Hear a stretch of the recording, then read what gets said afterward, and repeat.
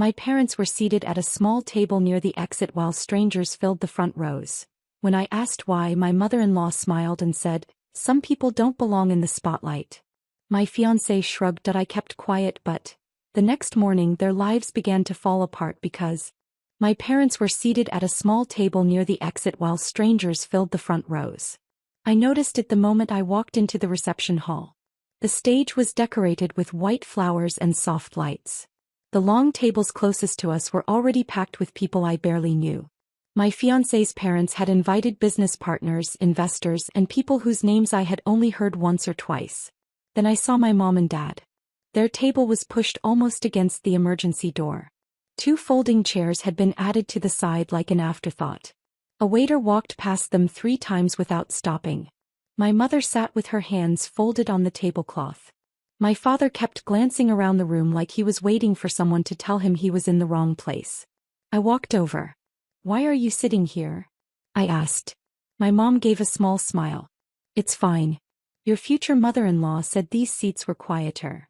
I turned around and walked straight to the front tables. My future mother-in-law, Linda, was standing beside the bar with 2 women in expensive dresses. She saw me and smiled immediately. "Patricia, everything looks wonderful, doesn't it?" I asked her why my parents were sitting near the exit. She didn't hesitate. "Some people don't belong in the spotlight." She said it like it was obvious. One of the women next to her laughed softly. I stood there for a second before looking at Daniel, my fiancé. He was scrolling through his phone like he hadn't heard anything. "Did you know about this?" I asked. He glanced toward the exit where my parents were sitting. "They're probably more comfortable there," he said. My parents arranged the seating. That was it. No argument. No surprise. Just a shrug. I went back to my parents' table and sat with them for a while. My father asked if the food would be served soon. My mom kept telling me not to worry and that the place looked beautiful. But something had already changed for me. For the first time, I started paying attention to the things Daniel's parents said when they thought no one important was listening. Later that night, while everyone was drinking champagne near the stage, I passed by the hallway that led to the offices behind the reception hall. I heard my future father-in-law talking inside one of the rooms. He was on the phone. "I told you," he said, "the numbers don't go through the main account. They never have." There was a short pause. Then he laughed. "The government only sees what we want them to see." I should have walked away. Instead, I stood there and listened to everything. And that was the moment I realized something important. My future in-laws had spent years humiliating people like my parents because of money. But the money they were so proud of wasn't clean. And once I knew that, I couldn't stop thinking about one thing. If their entire world was built on secrets, then all it would take was the right person opening the wrong folder. And I already knew exactly where that folder was. After that night, I couldn't look at Daniel's parents the same way. Before, I had always assumed their cold attitude toward my family came from arrogance. They were rich, my parents weren't. That was the entire explanation I gave myself. But now I knew something else. Their confidence came from believing no one could touch them. For the rest of the evening, I kept watching them. Linda walked around greeting guests like she owned the building. My future father-in-law, Robert, stood near the stage with a group of men in suits. Every few minutes someone laughed loudly at something he said. Meanwhile, my parents quietly ate their dinner near the exit. I saw my dad fold the napkin carefully before standing up to throw away a plate. He didn't realize there were waiters assigned for that. Something about that moment made my chest feel tight. Later that night, when the guests started leaving, Daniel and I finally had a moment alone. "Did you notice where my parents were seated?" I asked.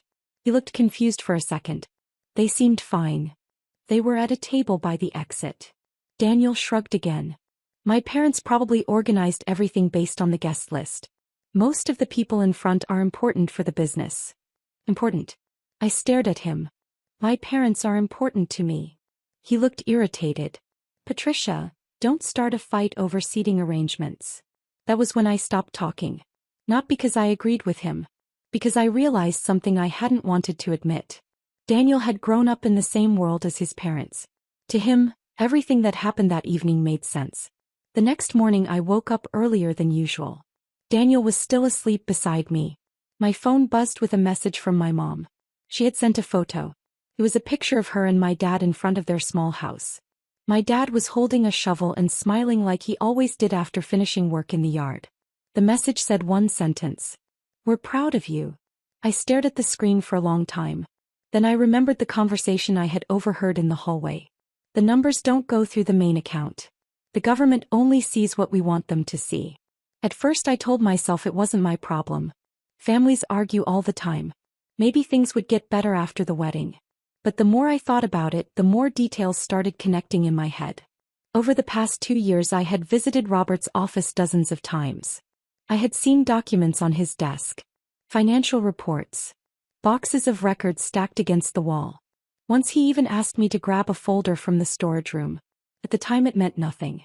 Now I remembered exactly where everything was kept. That afternoon Daniel left to meet a client with his father. Linda went shopping with friends. Their house was completely empty. I sat in my car outside their office building for almost 10 minutes before going inside. The receptionist recognized me immediately. "Mr. Carter's office?" she asked. I nodded.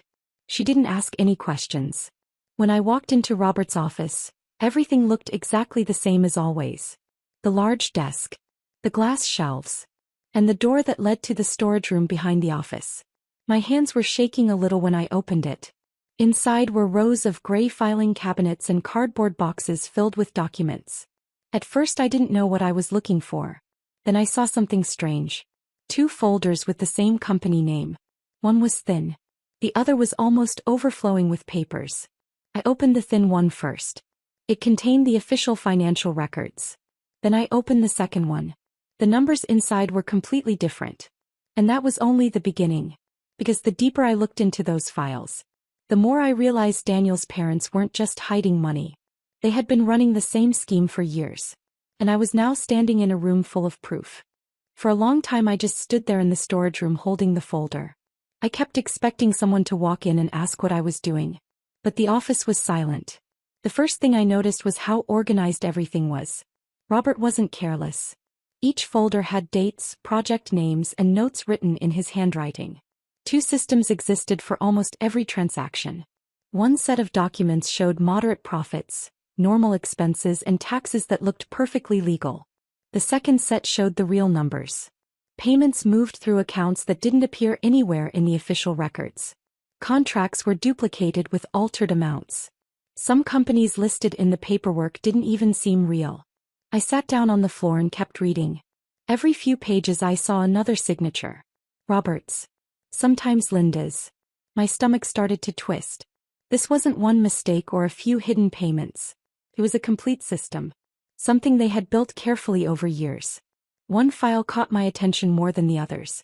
Inside were letters from accountants and advisors warning Robert that what he was doing could lead to serious legal problems if anyone investigated. Next to those letters were Robert's responses. Short notes written in pen. Handled. Already moved. Not traceable. I realized something else while reading. Daniel had signed a few documents too. Not many, but enough to show he knew parts of the system existed. I closed the folder slowly. For a moment I imagined walking back upstairs, putting everything back where it belonged and pretending none of this had happened. It would be the easiest choice. The wedding would go ahead. My parents would keep being polite around people who looked down on them. Daniel's family would continue acting like they were untouchable. And no one would ever know what I had seen. But the image of my parents sitting at that small table near the exit kept returning to my mind. My father looking around the room. My mother telling me everything was fine. I reached for my phone. At first I only took pictures of a few pages. Then I stopped. Pictures could be explained away. I needed more than that. So I started building a folder. I copied files, scanned documents with my phone, and photographed entire stacks of paperwork. Every piece of evidence that clearly showed the difference between the official records and the real ones. It took almost 2 hours. When I finally finished, the folder on my phone contained hundreds of images. Enough to explain everything. I placed the documents back exactly the way I had found them. When I stepped outside the building, the afternoon sun felt strange on my face. My phone felt heavy in my hand. That evening Daniel came home talking about a new investment his father was planning. I listened quietly while he spoke. At one point he asked why I seemed distracted. "Just tired," I said. But inside my mind one thought kept repeating. All it would take was one message, one email, one anonymous report, and the entire world Daniel's parents had built would begin collapsing. The question that kept bothering me wasn't whether I could do it. The question was something else. How far was I actually willing to go? For 3 days I did nothing. The folder on my phone sat there like a secret that refused to leave my mind. I still went through the normal routine. Dinner with Daniel. Calls with my parents. Planning details for the wedding. But every time Daniel mentioned his family business, I thought about the storage room. About those 2 sets of numbers. About the way Robert had written "not traceable" beside one of the transactions. On the 4th evening we went to his parents' house for dinner. Linda greeted us at the door like always. "Patricia, we invited a few people tonight. Important partners." The dining room was already full when we walked in. Expensive wine, polished glasses, quiet conversations about investments and contracts.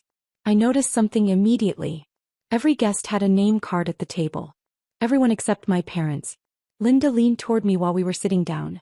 "By the way," she said, "next time your parents visit, tell them the garden entrance is easier. The front door is usually crowded during events." I looked at her.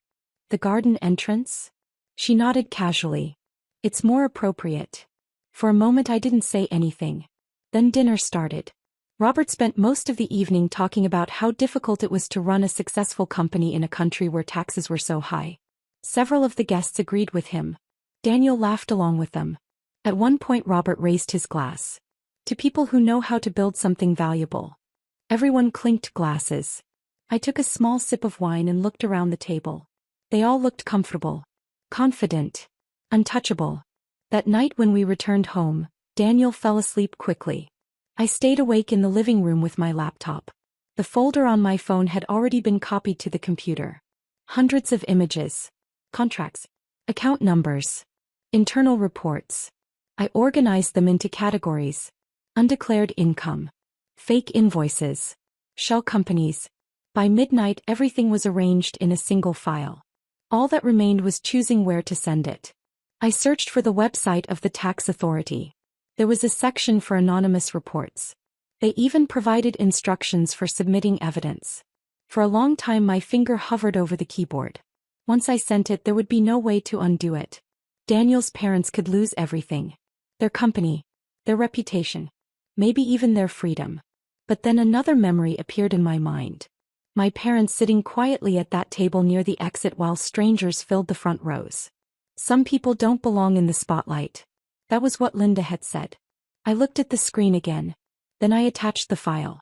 The upload bar slowly moved across the screen. 30%, 50%, 80%. My heart was beating so loudly I could hear it in the quiet apartment. Finally the screen changed. Report submitted successfully. I closed the laptop and sat there in silence. Nothing felt different. No alarms. No phone calls. No sudden consequences. Just a quiet apartment in the middle of the night. But somewhere inside a government office, a system had just received a file large enough to destroy an entire business. And the next morning, the first call arrived. The call came at 7:12 in the morning. Daniel was in the shower when his phone started ringing on the kitchen counter. I glanced at the screen. It stopped after a few seconds. Then it rang again. And again. By the 4th call I answered. "Hello." For a moment there was silence. Then Robert's voice. "Where's Daniel?" "He's in the shower. Tell him to call me immediately." He hung up before I could respond. Daniel walked into the kitchen a minute later drying his hair with a towel. I told him his father had called several times. He dialed back right away. I watched his face slowly change as he listened. "What do you mean investigators?" he asked. There was a long pause. "They're at the office right now?" Another pause. "Looking at what documents?" Daniel's eyes moved toward me for a moment before he turned away. "Hey, I'm coming." He ended the call and grabbed his jacket. "What happened?" I asked. He looked confused. "Some kind of tax inspection. Dad says they showed up with a warrant." My heart stayed completely calm. "When?" I asked. "This morning." He rushed out the door without finishing breakfast. The apartment was quiet again. About an hour later my phone started buzzing. Messages were appearing in a group chat Daniel's family used. "They're taking computers. Lawyers are on the way. Someone reported us. I placed the phone down on the table. Outside, the morning looked completely normal. But across the city, inside Robert's office building, men in dark jackets were opening filing cabinets. And sooner or later, they were going to reach the storage room. By the afternoon, the news had already started spreading. Not on television yet, but in the circles Daniel's parents cared about. Investors were calling. 2 partners canceled meetings. Someone in the group chat wrote that the authorities had sealed part of the office. Daniel came home late that evening looking exhausted. They copied everything, he said. Computers, records, contracts. He sat down at the kitchen table and stared at nothing for a while. My dad thinks someone inside the company betrayed him. I stayed quiet. The next morning things got worse. One of their bank accounts was frozen. By noon, several business partners had already stepped away from their agreements. Daniel's phone kept buzzing with messages. Then Linda called him. I heard part of the conversation from the other room. They're talking about criminal charges, she said through the speaker. Daniel didn't respond for a long time. That evening he asked me one strange question. Do you think someone close to us could have done this? I looked at him. I don't know, I said. And technically, that answer wasn't a lie. Because what Daniel didn't know yet was that the investigation had only just begun. The folder I sent contained enough evidence to start the collapse. But the investigators were now digging deeper. And once they finished going through every account, every contract, every hidden company, Daniel's parents wouldn't just lose their business.